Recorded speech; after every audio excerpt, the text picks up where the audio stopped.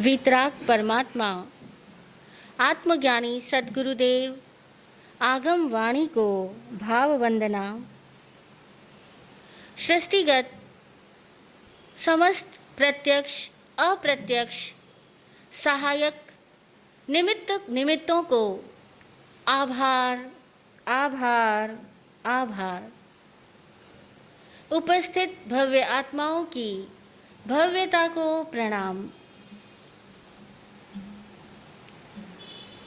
जीवन में ऐसा शायद ही कोई पल आता हो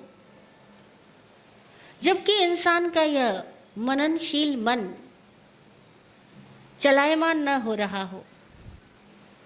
मन सतत चलता रहता है, सोचता ही रहता है।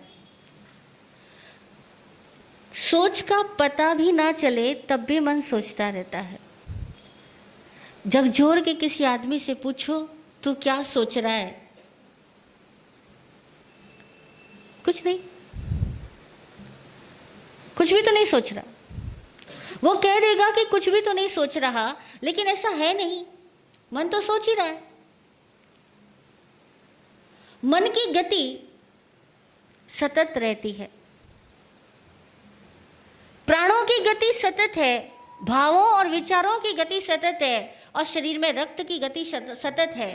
और इस पूरे ब्रह्मांड में ऐसा एक भी परमाणु नहीं जिसकी गति सतत ना हो। सतत प्रत्येक परमाणु गतिशील बना हुआ है। पूरे ब्रह्मांड में ऐसा एक भी कण नहीं, एक भी एटम नहीं जो कि किसी भी टाइम में मोशन में ना हो, गति में ना हो। और सर्वत्र गति रहती ही रहती है। इसीलिए ज्ञानियों ने तो यहां तक कह दिया कि धर्म का लक्षण ही गति है। गति ब्रह्मांड का धर्म है, ब्रह्मांड का स्वभाव है। ऐसा एक भी क्षण नहीं हो सकता जबकि जीव मात्र गति न कर रहा हो। हम सब बैठे हैं यहां पर। बैठना यानी स्थिर होना। जहां स्थिर होना चालू है, हम स्थिर है, साथ के साथ हमारी गति भी चालू है। आंखों की पुतलियां हिल रही है, पलकें झपक रही है, दिमाग चल रहा है, बॉडी के अंदर रोटेशन चल रहा है, ब्लड रोटेशन हो रहा है। सब कुछ गति भी है और स्थिति भी है। संसार में गति और ये स्थिति, ये दोनों समानांतर रूप से, पैरेलल रूप से, साथ के साथ हर समय हर स्थान पर मौजूद ही रहते हैं। गति को जहां धर्म कहा, वहीं स्थिति को धर्म के विपरीत शब्द दे दिया। और धर्म का विपरीत शब्द क्या है? अधर्म। अधर्म। तो सूत्र कहते हैं कि गई लक्षणों धम्मो अहमो ठाण लक्षणों। अधर्म वह है जिसका लक्षण है स्थिर हो जाना, ठहर जाना। अब यहां अधर्म ठहरने को कहा गया है। अधर्म का मतलब पाप नहीं कहा। अधर्म का मतलब धर्म का विपरीत। गति है तो स्थिति भी है, क्योंकि अगर कुछ स्थित ना हो तो गति किस आधार पर होगी? गति होने के लिए कुछ न कुछ आधार भी तो चाहिए, और वह आधार जो है वह स्थितिशील हो, तभी गति हो सकती है। तो हड्डियां स्थिर है, शरीर मजबूत है, तभी तो बैठे हुए हैं हम। धरती चल रही है, उसके बावजूद स्थित भी है। अब ये दोनों बातें एक साथ कैसे हो सकती है कि गति भी सर्वत्र रहे और स्थिति भी सर्वत्र रहे? इसको कैसे समझा जा सकता है? वीतराग दर्शन कहता है कि धर्मास्तिकाय यानी गति और अधर्मास्तिकाय यानी स्थिति, ये दोनों ही पूरे लोक में व्याप्त है। लोक में एक भी स्थान ऐसा नहीं जहां गति और स्थिति दोनों समवेत ना हो। दोनों ही पूरे लोक में व्याप्त है। इसका मतलब यह हुआ कि गति और स्थिति दोनों केवल देखने का भेद है, देखने का नजरिया है, दोनों एक साथ ही है। गति में स्थिति समाई हुई है, स्थिति में गति समाई हुई है, दोनों एक दूसरे के अंदर समाहित है। जैसे देखो, एक चीज घूम रही है, सपोज हमारे सिर के ऊपर जो पंखा है वो पंखा घूम रहा है। अब पंखा घूम रहा है, अभी दिखलाई पड़ रहा है, इसकी गति दिखलाई पड़ रही है। वो एक नंबर पे जब घूमता है तो हमें पंखुड़ियाँ भी आसानी से गिनती में आ सकती है कि ये पंखुड़ियाँ कितनी हैं। जब 2 नंबर पे 3 नंबर पे घूम रहा है तब पंखुड़ियों की गिनती करना मुश्किल होगा। और जब ये पंखा अपनी फुल स्पीड से घूमे, 5 नंबर पे घूमने लग जाए, और अगर किसी जगह पर पंखा 7 नंबर पे भी घूमने लग जाए, आप देखो जितना पंखा फास्ट घूमेगा उतना ही पंखा ऐसा प्रतीत होगा मानो स्थिर है, क्योंकि गति के बीच में गैप खत्म। गति में जब गैप खत्म होने लग जाएगा तो वह गति ही स्थिति कहलाएगी। हम जिस धरती पे बैठे हैं, हमें यह पता है ये धरती भी घूम रही है, ये पूरी पृथ्वी हर वक्त घूम रही है, लेकिन इसकी गति में गैप हमारी निगाह में आ जाए ऐसा नहीं है। इसीलिए हमें ऐसा लगता है कि हम तो स्थिर पृथ्वी पर बैठे हुए हैं। हमें ऐसा फील हो सकता है कि हम स्थिर पृथ्वी पर बैठे हुए हैं, लेकिन ऐसा है नहीं। गति के बीच में अगर हमारी दृष्टि की गति इतनी फास्ट हो जाए कि हम गति के गैप को देख सके तो ही हम स्थिति को अंदाज़ा लगा सकते हैं, अन्यथा हम गति में रही हुई स्थिति का अंदाज़ा नहीं लगा सकते और स्थिति में रही हुई गति का अंदाज़ा नहीं लगा सकते। इसीलिए धर्म और अधर्म, धर्मास्तिकाय और अधर्मास्तिकाय, यानी गति का अस्तित्व और स्थिति का अस्तित्व दोनों शाश्वत काल से इस ब्रह्मांड में, इस लोक में सदैव रहते ही रहते हैं। इस गतिशील ब्रह्मांड के अंदर हमारा अस्तित्व जो सतत गति कर रहा है, उसमें जो ये हम जीव है ना, इस जीव की गति को समझना जरूरी है, क्योंकि हम जीव है और हमारी गति को समझना जरूरी है। ब्रह्मांड में सब कुछ गतिमय है, ये बात निश्चित हो गया, मैं भी गतिमय हूं, ये भी निश्चित हो गया, लेकिन मुझे मेरी गति को समझना है कि मेरी गति क्या है, मेरी गति किस तरह की है। क्योंकि जीव के पास में गति करने में एक स्वतंत्रता भी है जो कि पुद्गल परमाणु के पास में नहीं है। पुद्गल परमाणु स्वतंत्र गति नहीं कर सकता, स्वेच्छा से गति नहीं कर सकता, किंतु जीव स्वेच्छा से गति कर सकता है। जीव अपने शरीर को चाहे जहां ले जाए, चाहे जहां बिठाए। आपकी इच्छा थी तो आप इस प्रवचन कक्ष में आए, न होती तो आपको कोई बलात् यहाँ पे ला करके बिठा नहीं सकता था। तो यहाँ हमारी स्वतंत्र इच्छा काम कर रही है, विचार स्वतंत्र इच्छा काम कर रही है कि हम किस तरह के विचारों में शरीक बने और किस तरह के विचारों को गति न दें। संभव है। अब चूंकि जीवास्तिकाय के पास में, यानी जीवन के पास में, सचेतन प्राणी के पास में अपनी गति को चुनने की स्वाधीनता है, इसीलिए सारी जिम्मेदारियां भी जीव के पास में है। स्वाधीनता नहीं होती तो कोई रिस्पॉन्सिबिलिटी नहीं होती, स्वाधीनता नहीं होती तो कोई समझ डेवलप करने की भी जरूरत नहीं थी, स्वाधीनता नहीं होती तो ज्ञान की भी आवश्यकता नहीं थी। परंतु हमें स्वाधीनता है कि हम चाहे जैसे गति को चुने, तो अब हमें समझ की भी जरूरत है, ज्ञान की भी जरूरत है और विवेक की भी जरूरत है, ताकि हम अपनी गति को एक शालीन गति बना सकें, सम्यक गति बना सके, सुगति बना सके और दुर्गति से बच सके।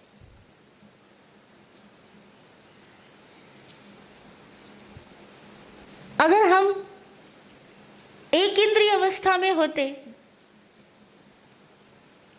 यानी धरती के जीवन के रूप में, पानी के जीवन के रूप में, अग्नि के जीवन के रूप में, हवाओं के जीवन के रूप में और इन वृक्षों वनस्पतियों के जीवन के रूप में होते तो शायद ऐसा होता कि हमारा मन इतना विकसित नहीं होता कि हम अपनी गति को चुनें, हम अपनी स्थिति को चुनें।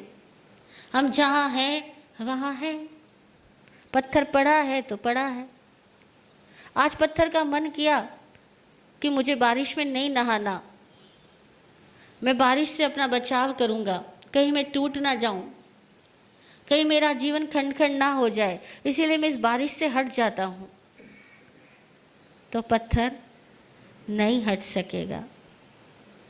इसीलिए उस पत्थर को बोला गया कि भैया तुम स्थावर हो, स्थितिशील हो। है तो जीवन वहाँ भी, गति वहाँ भी है, लेकिन उनकी गति में स्वतंत्रता, चुनाव करने की स्वतंत्रता उतनी है ही नहीं। इसीलिए उनको कह दिया कि तुम स्थावर हो। गति होते हुए भी क्या बोल दिया? स्थावर। स्थावर बोले स्थितिशील। तुम स्थितिशील हो, तुम्हारा स्वभाव है कि तुम जहाँ हो वहीं रहो।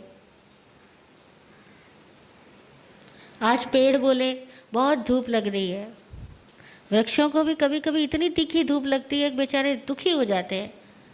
लोगों को तो छाया दे दे, शीतलता दे देते हैं, उनको कौन शीतलता देगा, उनको कौन छाया देगा? और वृक्ष सोचे कि धूप से छांव में चला जाऊं तो पॉसिबल ही नहीं है। वृक्ष जहाँ है वहाँ है। तो पृथ्वी से लेकर वनस्पति काय पर्यंत पांचों तरह की काय योनियों को कह दिया गया कि तुम स्थावर हो, लेकिन इंसान स्थावर नहीं है, इंसान गतिशील है। अब हमारे पास में स्वतंत्रता है कि हम गति को चुन सकते हैं, तो हमें सीखने की ज़रूरत है कि हम कैसी गति चुनें, हम किस चाल से चलें, क्योंकि हम अपनी चाल को बदल सकते हैं। तो हमारे सामने स्वतंत्रता है कि हम किस चाल को चुनें, किस चाल में चलें। इसीलिए बचपन से हमें चलना भी सिखाया गया। और बड़ी गजब की बात यह है कि बचपन से इंसान के बच्चे को चलना सिखाया जाता है। आपने देखा कभी कि कुत्ता अपने बच्चे को चलना सिखाता है, या हाथी, या घोड़ा, शेर, चीता? कोई अपने बच्चे को चलना नहीं सिखाता। एक इंसान ही है जो अपने बच्चे को चलना सिखाता। अगर इंसान बच्चे को चलना न सिखाए तो क्या होगा?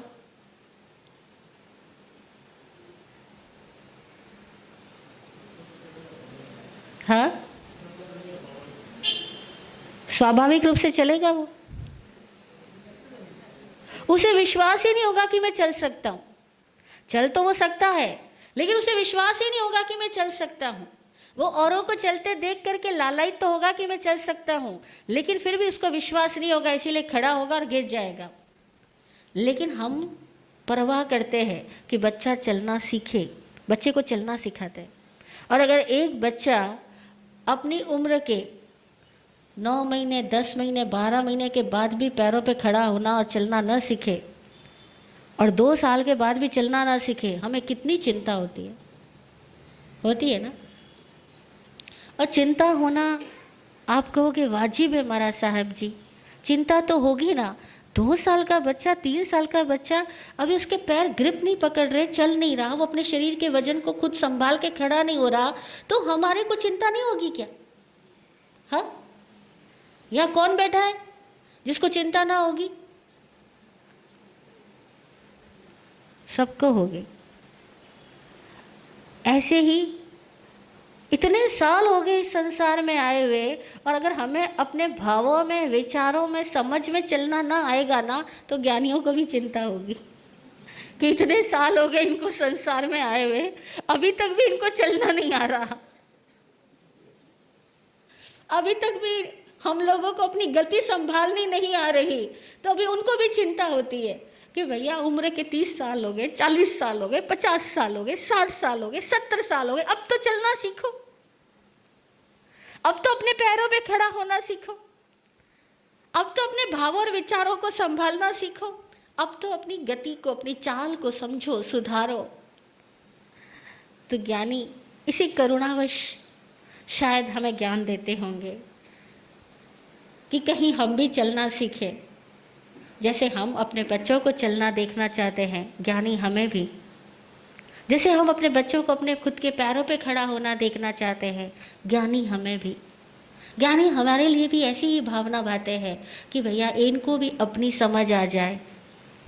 और केवल इंसान को समझाना होता है, पक्षियों को नहीं, पशुओं को नहीं, नरक के प्राणियों को नहीं, देवलोकों के देवताओं को नहीं। वहाँ कोई ट्रेनिंग क्लासेस नहीं है, वहाँ कोई स्कूल कॉलेजेस नहीं है, वहाँ कोई यूनिवर्सिटीज़ और कॉम्पिटिशन्स नहीं है। 100 साल पहले भी कुत्ता जैसे अपनी नेचुरल वॉइस में भौंकता था, आज भी वैसे ही भौंकता है। लेकिन इंसान बदल सकता है। इंसान की गति में स्वतंत्रता है। हमारे पास सबसे महत्वपूर्ण बात यह है कि हम स्वतंत्र हैं, हम स्वतंत्र है। ये हमारा सबसे बड़ा सौभाग्य है कि हम स्वतंत्र हैं। हम स्वतंत्र सत्ता है, चेतना है, स्वतंत्र मस्तिष्क के धनी हैं और हम विचार कर सकते हैं, हम विचार कर सकते हैं, हम समझ सकते हैं। ये हमारा सबसे बड़ा सौभाग्य है। तो सबसे पहले अपने सौभाग्य की सराहना करें कि हम सोच सकते हैं, समझ सकते हैं, विचार कर सकते हैं। हमारे पास चुनाव करने की स्वतंत्रता है। अपने सौभाग्य के लिए हम धन्यवादी बने, आभारी बने, क्योंकि जनरली आज दिन तक अधिकांश साधु साध्वियों से और स्थानकों में और किताबों में हमने यही पढ़ा कि मन बहुत चंचल है, मन बहुत परेशान करता है, ये मन ही सबसे बड़ा शत्रु है, इस मन ही नहीं लगता है, इस मन के कारण ही हम परेशान हैं। पर हकीकत यह है कि हम ही सौभाग्यशाली है कि हमारे पास मन है। नहीं? आपको क्या लगता है? मन परेशानी का सबब है या मन ही ज्ञान का सबब है?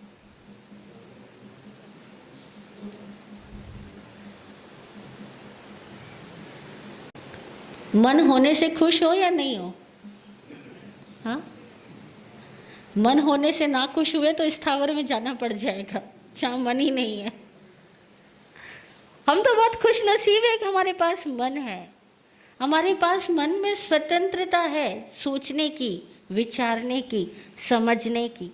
तो ये मन की गति है हमारे पास, भावों विचारों की गति है हमारे पास, शरीर की गति है हमारे पास, और इस सारी गति को सुधारने के लिए समझ मिलने का अवसर भी है हमारे पास। इसीलिए पहले तो हम इन शुभ कर्म जो उदय में आए, जिन्होंने हमें सुंदर शरीर दिया, समझने वाला मन दिया और मननशील अवस्था और सत्संग दिया, इन सुंदर निमित्तों को धन्यवाद दे। उदय कर्म की सुखद वर्गणा जो देवे सत्संग, उदय कर्म की सुखद वर्गणा जो देवे सत्संग।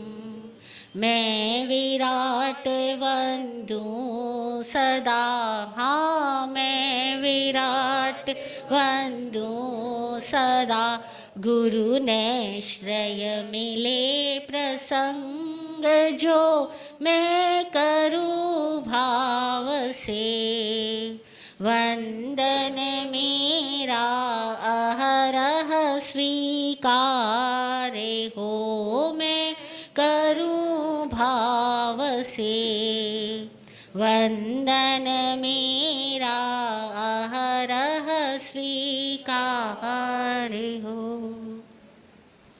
उदय कर्म की सुखद वर्गणा, कर्मों की सुखद वर्गणा जो इस समय उदय में आई कि मुझे सत्संग मिल रहा है, मुझे खुद को समझने का मौका मिल रहा है, मुझे साधु संतों के समीप बैठने का सुयोग मिल रहा है, मुझे जिनवाणी सुनने का अवसर मिल रहा है। मैं उन कर्मों को धन्यवाद देता हूँ जिन्होंने मुझे यहाँ तक पहुँचाया और ये सारा सुयोग दिलाया।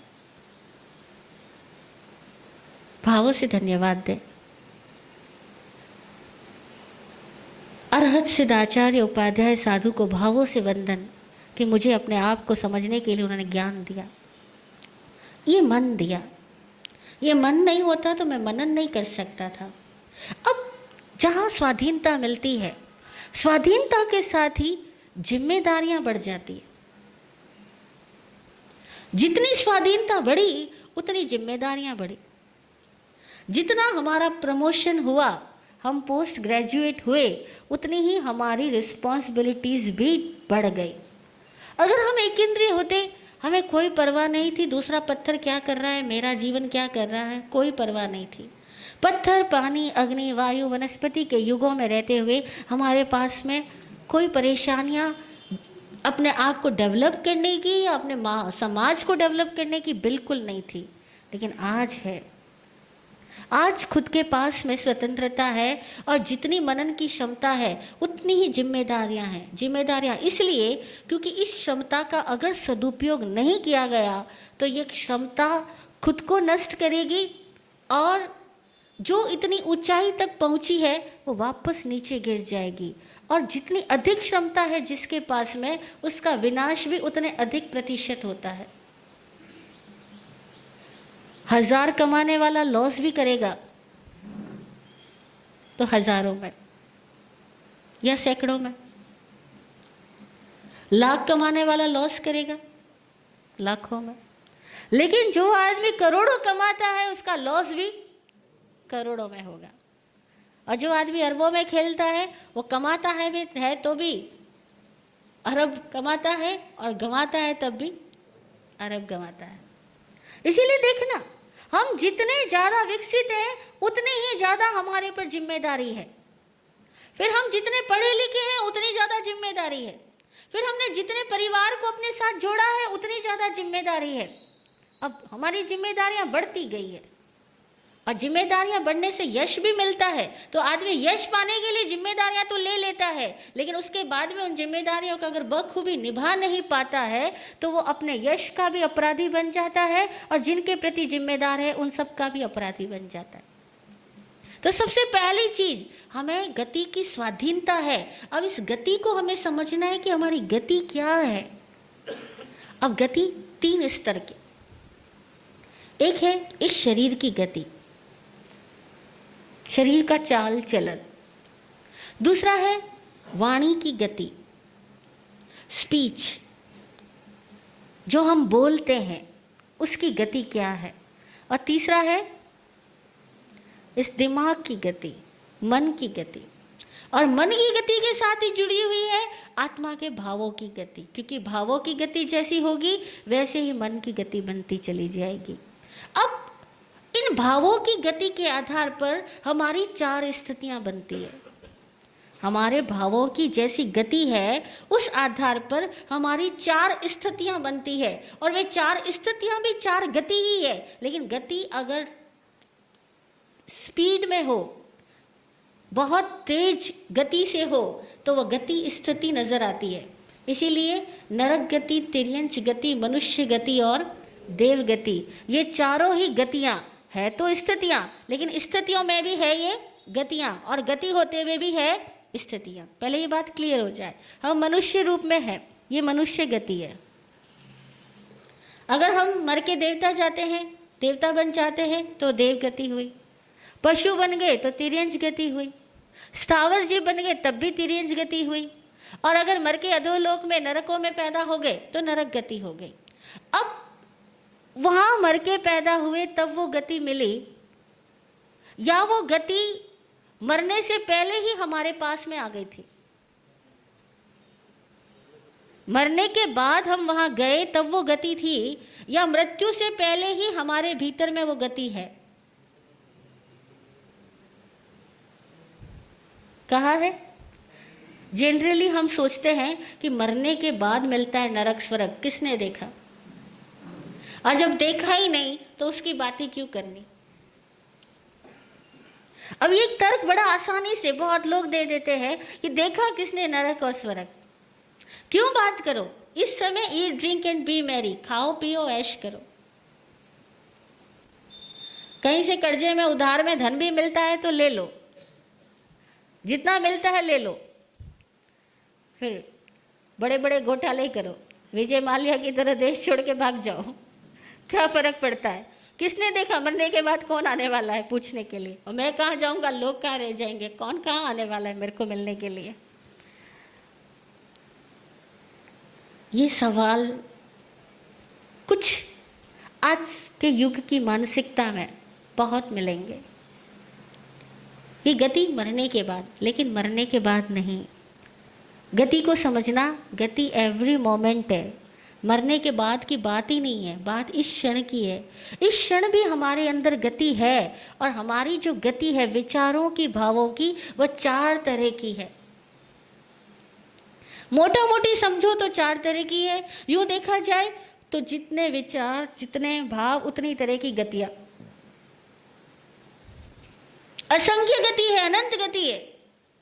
लेकिन फिर भी अगर नामकरण करना चाहें तो कहीं ना कहीं नाम स्थापना तो करनी पड़ेगी। तो हमने नाम स्थापना कर दी कि भैया 4 तरह की गति है, नरक गति, तिर्यंज गति, मनुष्य गति और देव गति। और ये चारों गति मरने के बाद जीव जहाँ जाता है उस स्थान को गति कहते हैं। जनरली हमें सिखाया गया कि जीव मरने के बाद जिस स्थान पे जाकर के पैदा होता है उस स्थान को गति कहते हैं। लेकिन हम कह रहे हैं मरने के बाद की बात नहीं है, जीव अपने विचारों में, भावों में, अवस्थाओं में जहाँ रहता है वही उसकी गति है। अब हमारे भाव, विचार इस समय कौन सी अवस्था वाले हैं, कौन सी तरह के हैं, कौन सी फ्रीक्वेंसी के हैं? सकारात्मक है, नकारात्मक है, सुखद है, दुखद है? हमारी भीतर की गति कैसी है? अब हमें स्वतंत्रता है अपनी गति को बनाने की, तो गति को पहचानने की स्वतंत्रता भी तो हमें होनी चाहिए, तो वो भी है। अब गति को पहचानना हम आज से शुरू करें। मेरी गति क्या है, मेरी चाल कहाँ है, कैसी चाल है, शरीर की चाल कैसी है वो भी देखो। जब आप खुशगवार होते हो शरीर कैसे चलता है, जब आप दुखी उदास होते हो तब शरीर की चाल कैसी होती है। न केवल चाल बोले तो चलते वक्त ही नहीं, आप बैठे हो तब भी देखो शरीर की गति कैसी है। आप स्वस्थ हो तो आपका शरीर कुछ और बताएगा। शरीर की गति यानी अवस्था, स्वस्थ व्यक्ति की अवस्था कुछ और होती है, बीमार व्यक्ति की अवस्था कुछ और होती है। और यहाँ बैठे हुए सब लोगों के प्रति आप प्रेमपूर्ण हो और फिर यहाँ बैठे हो तो आपकी गति कुछ और होती है। और यहाँ बैठे हुए लोगों के साथ में आपके मन में चल रहा है किनके साथ बैठना पड़ रहा है, कैसे लोग हैं, ये ऐसे है, ये वैसे है। अब मन परेशान है और तब आप बैठे हो, तब आपके शरीर की गति कैसे होती है, पहचानना, केवल पहचानना। आज दिन भर एक काम कि मैं अपने शरीर की गति को पहचानूंगा। पहचान सकते ना? पहचानना अपनी गति को, मेरी गति कैसे होती है। अब देखो धीरे धीरे धीरे धीरे बहुत सी बातें स्पष्ट होगी कि आपके अंदर के भाव बदलते हैं, आपका शरीर का पोस्चर बदलता है, आपके शरीर का पोस्चर बदलता है, आपके अंदर के विचार बदल जाते हैं। आप कहीं बैठे हो और मन में वहाँ जहाँ बैठे हो वहाँ बहुत अच्छी भावना है, ललक है सुनने की, जानने की, तो आपकी आंखें कुछ और तरह की होती है। और अगर मन उदास हो रहा है तो आंखें कहीं इधर उधर जा रही होती है। मन टेंशन में होता है तो चेहरा कैसे होगा, मन खुशनुमा होता है तो चेहरा कैसे होगा। शरीर की गति को पहचानना, अपना आप को जानना है हमें। फिर हम अपने वचनों की गति को पहचानेंगे, मैं बोलता कैसे हूँ। बोलते सब है, हम सब लोग बोलते हैं, लेकिन बोलते कैसे हैं। अपनी वाणी की गति को पहचानना। आप देखो जिनको आप अपने दिल का अजीज समझते हो उनसे आप खाने का भी बोलते हो तो कैसे बोलते हो, उनसे आप साता भी पूछते हो तो कैसे पूछते हो। और जो व्यक्ति दिल का अजीज नहीं है, प्रिय नहीं है, अभी उनको खाने का बोलते हैं तो कैसे बोलते हैं। दोनों टाइम में शब्द तो सेम होता है, जीम लोसा, भोजन अरोग लोसा, खानो खा लो सा, जो भी आप बोलते हो अपनी लैंग्वेज में, खाना ले लीजिए। लेकिन शब्द सेम होते हुए भी दोनों के अंदर के भाव कैसे होंगे, अलग अलग होंगे ना, टोन अलग होगी और आपके शब्दों का वजन अलग होगा। तो पहचानना कि अपनी गति क्या है, वचन की गति क्या है, ठीक है। फिर आना मन की गति तक, शरीर की गति, वचन की गति और मन की गति। जब मन की गति पे आओगे तो पता लगेगा कि इस मन की गति के अंदर से सारा कुछ घटनाएं कैसे बनती है, घटनाएं कैसे निर्धारित होती है, कब हम नरक में होते हैं, कब हम तिर्यंश में होते हैं, कब हम मनुष्य में होते हैं, कब हम देव में होते हैं। हम इसी शरीर में रहते हुए चारों गति में जाते हैं। आपको लगा ऐसा? इसी शरीर में रहते हुए हम चारों गति में जाते हैं। और अगर आप थोड़ा सा निरीक्षण कर पाओ तो देखोगे कि इसी 24 घंटे के अंदर अंदर चारों गति में जाते हैं। विद इन 24 आवर्स चारों गति में हमारा गमनागमन हो जाता है, विचारों से, भावनाओं से, सोच से। पता करना, जब जब हम डिप्रेशन में होते हैं, जब जब हम कंफ्यूज होते हैं, जब जब हम दुखों में भरे हुए होते हैं, जब जब हमारे भीतर में नकारात्मकता चल रही होती है, अंदर द्वेष चल रहा होता है, तब हम कौन सी गति में? नरक गति में है। यही नरक गति है। मरने के बाद किसने देखा? मत देखना, जीते जी देखना। यही नरक गति है जब हमारा दिल दिमाग अस्त व्यस्त है, परेशान है, आतुर है, आकुल व्याकुल है, दूसरों के प्रति द्वेष से भरा हुआ है, शिकायतों से भरा हुआ है, अत्यधिक अतृप्त कामनाओं से भरे हुए हैं, आक्रामक भावों से भरे हुए हैं। बस कोई मिलना चाहिए, उबल पड़ेंगे।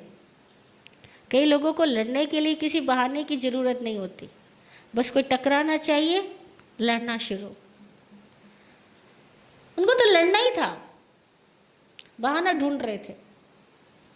कोई आदमी सामने आया, लड़ाई करनी शुरू हो गई। क्यों? क्योंकि अंदर में लड़ाई चल रही है तो बाहर भी लड़ाई निकलती है। तो देखना ये नरक गति कहाँ है? इन्हीं भावों में। ठीक ऐसे ही पहचानना तिर्यंश गति कहाँ है। वो कौन से भाव होते हैं जब हम तिर्यंश गति में होते हैं? इन शब्दों पे थोड़ा सा और ध्यान लगाएंगे हम तो तिर्यंश शब्द का अर्थ ही होता है तिरछी गति वाले। तिरअंश, तिर कहते तिरछे को, अंश कहते गति को। जहाँ भावों की तिरछी गति होती है, यानी कुछ लोग होते हैं जो टेढ़ा ही सोचते हैं, टेढ़ा ही बोलते हैं, टेढ़ा ही काम करते हैं, उनको आदत पड़ी हुई है टेढ़े टेढ़े चलने की। अब इसकी ज़्यादा व्याख्या मुझे करने की आवश्यकता शायद नहीं है, क्योंकि इतना तो एक्सपीरियंस हम सबको ही है कि हम अपने इर्द गिर्द भी ऐसे कई लोगों को देखते हैं और अपने अंदर भी झांके तो नजर आएगा हम कितनी बार टेढ़े टेढ़े जवाब देते हैं। कोई ज़रा सिंपल सा भी सवाल कर लेना, कोई पूछ ले भाई साहब कैसे हो, तो क्या दिखता नहीं है क्या कैसे हो? पूछने की क्या ज़रूरत है? मतलब टेढ़ा आंसर देना आदत सी बन जाती है कुछ लोगों की। तो देखना, जहाँ दिमाग दांव पेचों में घूमता है, जहाँ दिमाग टेढ़ी टेढ़ी बातें ही सोचता है और दूसरों के प्रति उसके मन में ऑलवेज कंप्लेन्स का ग्राफ रहता है, तिर्यंश गति वाला है। जहाँ आदमी के मन में दूसरे को ठगने का, छलने का, षड्यंत्र करने का ये विचार चलता है, इधर की बात उधर, उधर की बात इधर, ऐसे इसको घुमाना, ऐसे उसको घुमाना। लोग कहते हैं मार्केट में टोपियाँ घुमाता है वो आदमी। हाँ, तो जो इस तरह से घुमाता रहता है अपनी बुद्धि का दुरुपयोग करके, वो आदमी तिर्यंश गति वाला है। अब हमें दूसरों को देखने के लिए ज्ञान लेना या खुद को देखने के लिए? पहले मुझे जवाब दे दो। अभी बोलोगे महाराज साहब ने ज्ञान दे दिया, अभी आईना दे दिया जिसमें दूसरे का सब नजर आता है, तो वो आईना लेकर लोगों के सामने जाएंगे कि हम औरों का चेहरा देखें। ये औरों का चेहरा देखने के लिए यहाँ आईना नहीं मिल रहा है, आईना खुद का चेहरा देखने के लिए। खुद को देख रहा है हमको कि मेरे अंदर तिर्यंश गति कब होती है, मेरे अंदर मनुष्य गति कब होती है, मेरे अंदर देव गति कब होती है। तो अपने आप का निरीक्षण हम गति के आधार पे करें और सम्यकतया कर पाए, इसके लिए हम फिर समय आने पर बात करेंगे। आज इतना ही। जय हो।